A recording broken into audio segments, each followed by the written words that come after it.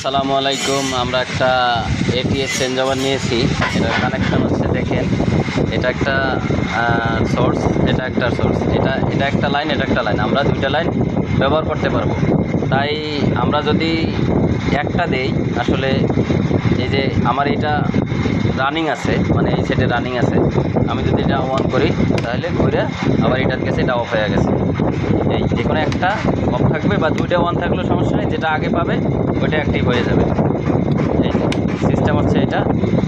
এই যে আপনারা দেখেন, এর কানেকশন হচ্ছে আজব কানেকশন।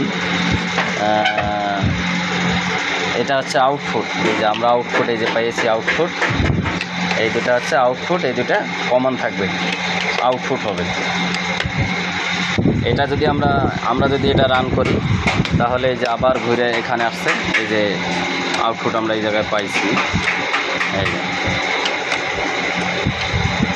এর নাম হচ্ছে এটিএস চেঞ্জ ওভার।